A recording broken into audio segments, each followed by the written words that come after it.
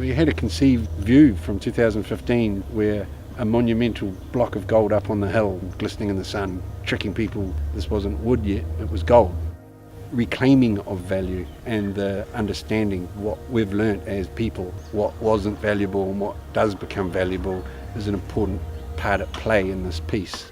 The importance of this project was summed up for me. We were in the gallery and the recent artist in residence, Michael Tuffrey, had painted this amazing painting of the Kauri being brought down once it had been cut. This Kauri was floated often from just in this bay here at Omiha, at Mātiatia, and it was floated over to Auckland to be made into roading blocks. To bring them home is something that is bigger than me and bigger than Matt. When you know you've got a stack of value but someone had just discarded and put in a street. Well, they didn't discard it, it was functional, but we knew that inside those blocks there could be and might be, and obviously we took the punt that it was, that there was gold inside those blocks. I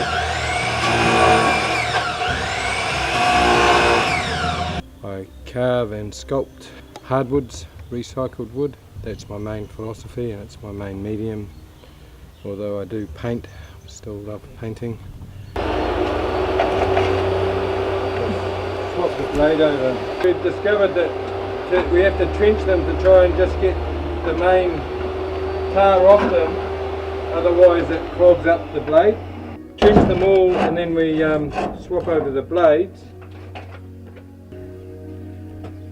Yeah, these are made by a saw maker in town who's been involved with this project after we blew up our first saw after about 10. When we opened them, they were gold. It was plain and simple. As misspent youth in banking, I've been involved with producing and measuring value. I'd been involved with some extremely abstract systems and industry, so I had to apply my skill set that I'd learnt over that time into something that was valuable in New Zealand. Just cut these ones in half, and in order to get through they've got to be at least 40 millimeters. So generally, you know, nothing's a square. It's all they've all had different lives, and so they end up being oblongs and rectangles and different things, but this is where we dimension it now into 40 minimum with 200 long, with a 66.6, so it fits in to a 200 long, 3 to a long, so they can stack well. As those pieces come through from the stock making machine and are dimensioned into pretty much the block, and the decisions have been made about how an end piece might fit into that, then is sanded and then taken through a profile knife that we designed for that gold bar standard, same as a troy ounce. And then waddle, that goes through there, and then we do the other end. And you end up with 2 ends, and then you do the side. Kauri was a very important early settler industry throughout the Harte Gulf. The first reference to Kauri on Waiheke Island is in the journal of Richard Cruise. Richard Cruise came out to New Zealand in 1820 to check on how Royal Navy store ships were getting on with loading spars. One was the Dromedary, which was loading spars at the northern tip of the North Island. The other one was HMS Coromandel, that was collecting spars at Coromandel Harbour.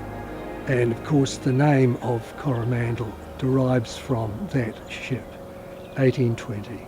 These are the tarred blocks, and these are just about the final product of what we're trying to create. Wonderful grain, you know, wonderful curved form, the movement is wonderful. Yeah, no, we're getting there, we're getting a wee bit happy now. I think the richest stands of Kauri were to the east of Awaroa Bay, especially right along the eastern side of Waiheke Island, Stony Batter Peninsula, right down to Te Matuku. Also, of course, Manawar Bay.